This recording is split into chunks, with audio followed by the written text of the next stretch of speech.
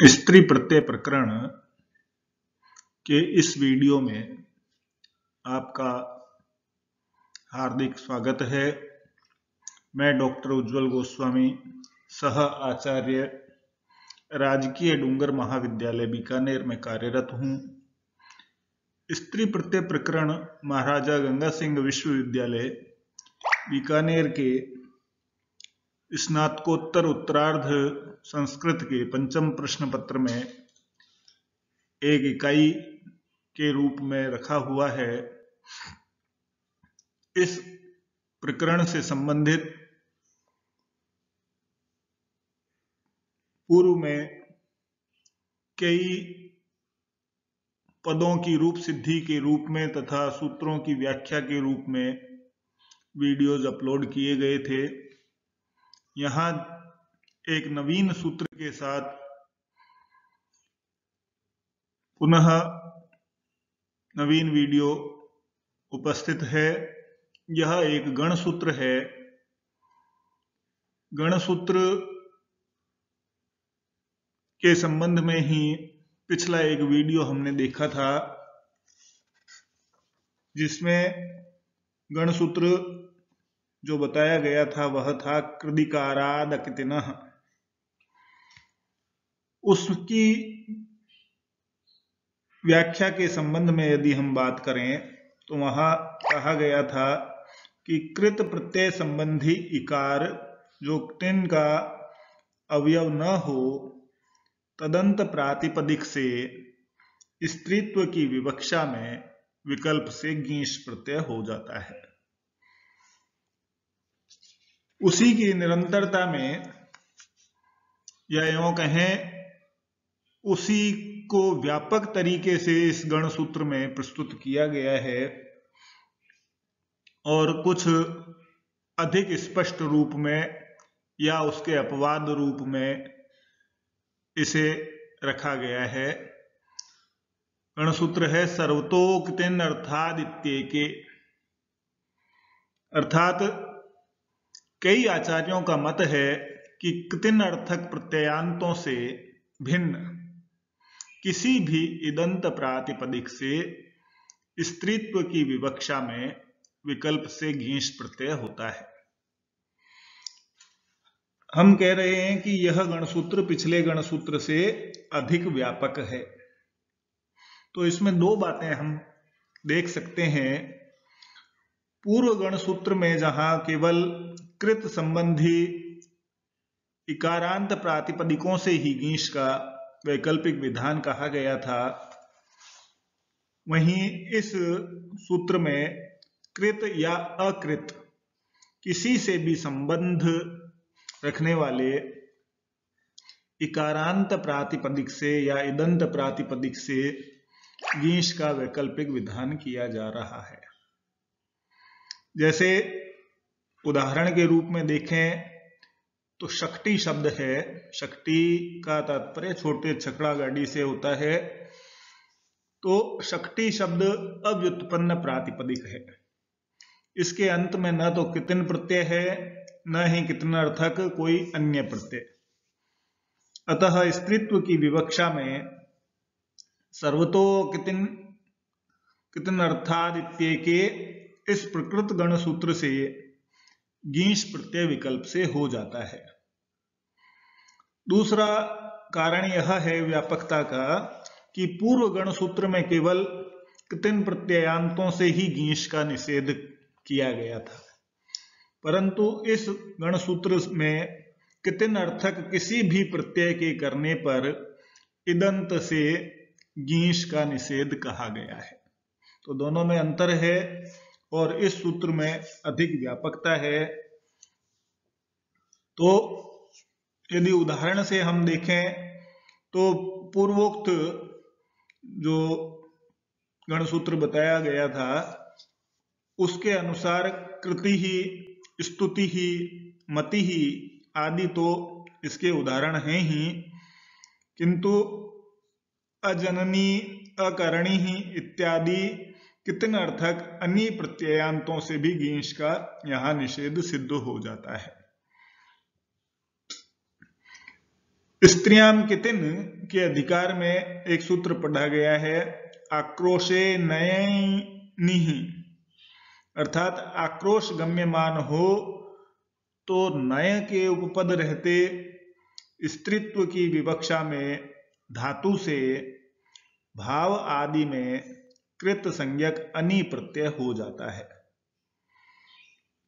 यदि हम जनी धातु से, जन धातु से, जनी धातु होती है प्रादुर्भाव अर्थ में, दिवादी गणी की धातु है, उस जनी धातु से यदि अनि प्रत्यय करें तो अजननी ही पद बनता है। इसी प्रकार डुक्रिय करणे धातु से, जो कि तनादि गण की धातु है, से यदि हम अनि प्रत्यय करें तो अकरणी ही शब्द बनता है। तो यहाँ नए दोनों ही पदों में अकरणी ही और अजननी ही में नए उपपद है, अतः यहाँ नए के उपपद रहते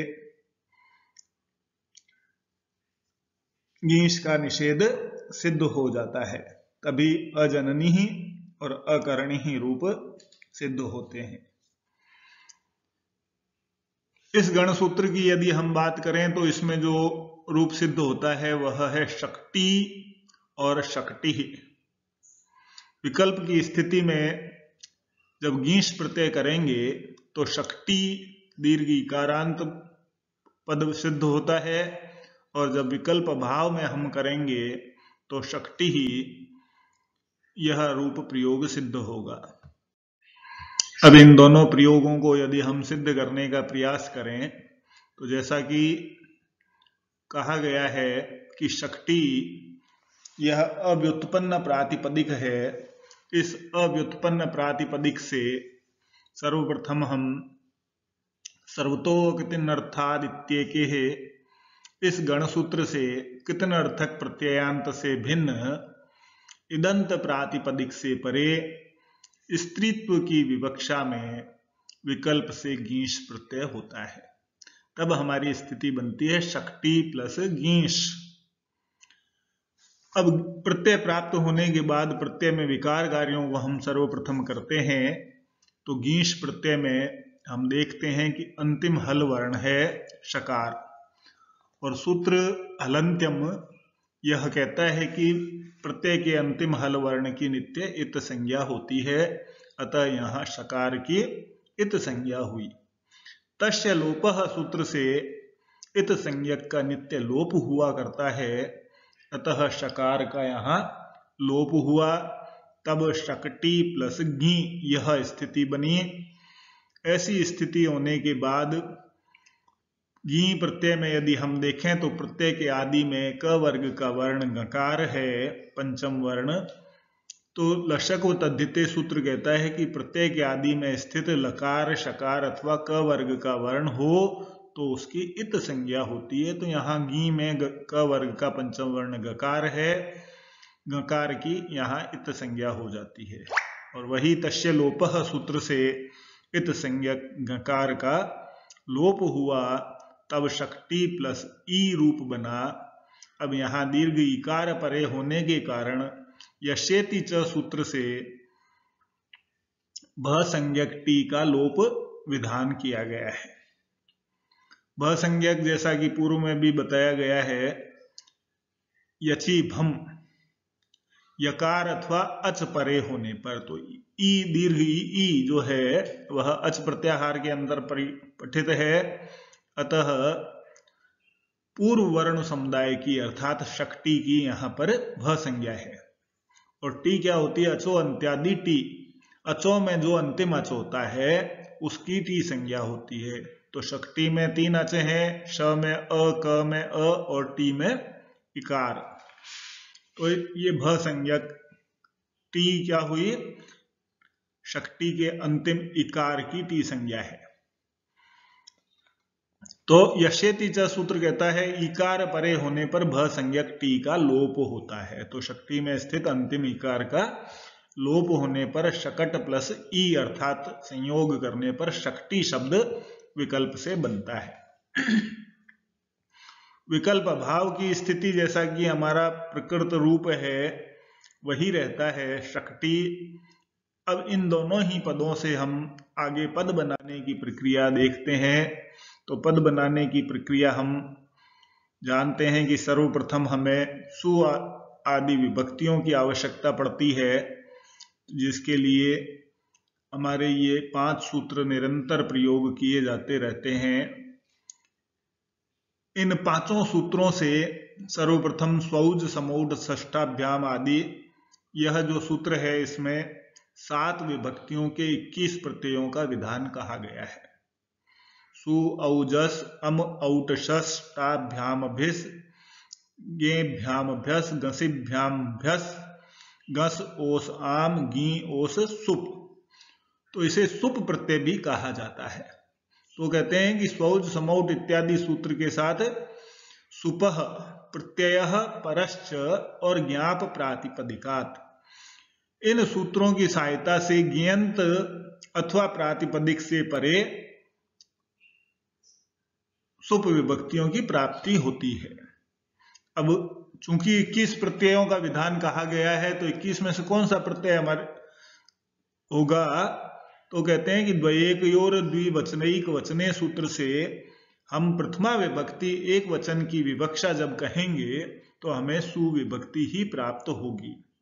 क्यों? क्योंकि सु औजस आदि जो 21 प्रत्यय बताए गए हैं वो 3-3 के जोड़े से 7 विभक्तियों के क्रमानुसार बताए गए हैं। अर्थात पहले 3 प्रत्यय प्रथमा विभक्ति के हैं, दूसरे 3 प्रत्यय द्वितीय विभक्ति के हैं, इसी प्रकार 7 विभक्तियों के हैं और क्रमानुसार ही उनकी एक वचन, द्विवचन और बहुवचन संज्ञा होती है। ऐसी स्थिति में एक वचन की विवक्षा में सुविभक्ति प्राप्त होती है। तब हमारी स्थिति बनती है शक्ति अथवा शकटी सु। तदुपरांत जैसा हम जानते हैं कि सूत्र से जो भी चीज प्राप्त होती है उसे हम उपदेश कहते हैं, क्योंकि वह आद्योच्चारण है। तो आद्योच्चारण होने के कारण उपदेश है, और उपदेश में स्थित अनुनासिक अच की नित्य इत संज्ञा हुआ करती है। तो यहाँ सु जो है वो उपदेश है और उसमें स्थित अनुनासिक अच भी है। ऊंकार अतः ऊंकार की इत संज्ञा होती है, और जिसकी भी इत संज्ञा होती है तस्य लोपः से उनका लोप होता है।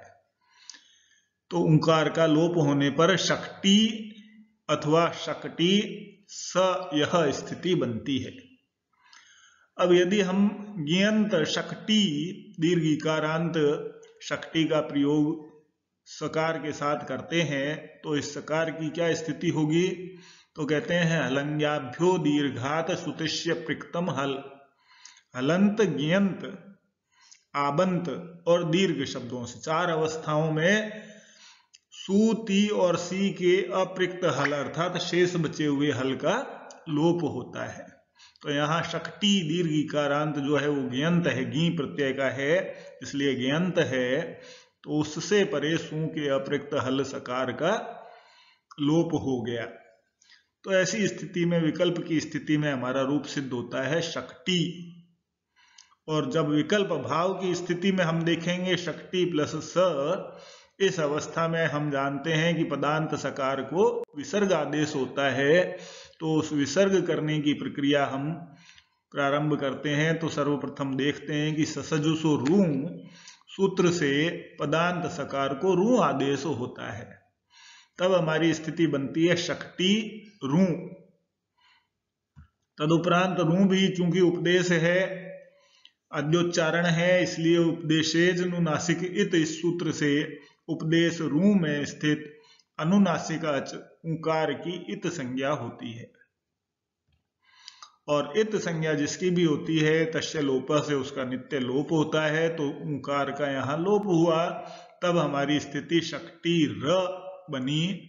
तदुपरांत र चूंकि विराम में स्थित है, विराम का तात्पर्य जिसके बाद कोई वर्ण न हो, तो शक्ति र इस स्थिति में र के बाद कोई भी वर्ण नहीं है प्रक्रिया में, तो विरामोवसानम सूत्र से विराम में स्थित वर्ण की अवसान संज्ञा होती है। अतः यहाँ रेफ की अवसान संज्ञा हुई। और अवसान संज्ञक को या खर प्रत्याहार का वर्ण परे हो तो अवसान संज्ञक रेफ या रेफ को विसर्ग आदेश होता है। दो स्थितियों में विसर्ग आदेश होता है, या तो रेफ की अवसान संज्ञा हो, अन्यथा रेफ से परे खर प्रत्याहार का वर्ण हो तो रेफ को विसर्ग आदेश होता है। तो यहाँ अवसान संज्ञक रेफ है, अतः रेफ को इस सूत्र से विसर्ग आदेश हुआ, तब शक्ति ही यह रूप प्रयोग सिद्ध होता है। तो यह प्रक्रिया हमारी सकार पदांत सकार को विसर्ग आदेश करने के लिए 5 सूत्रों का हम नित्य प्रयोग करते हैं।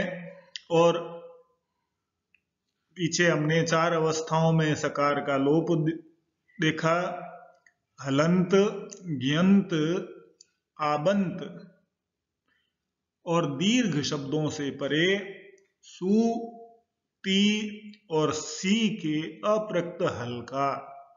सु में सकार शेष रहता है, ती में तकार शेष रहता है और सी में भी सकार शेष रहता है।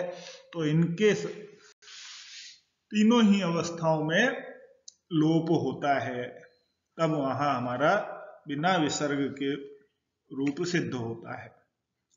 धन्यवाद।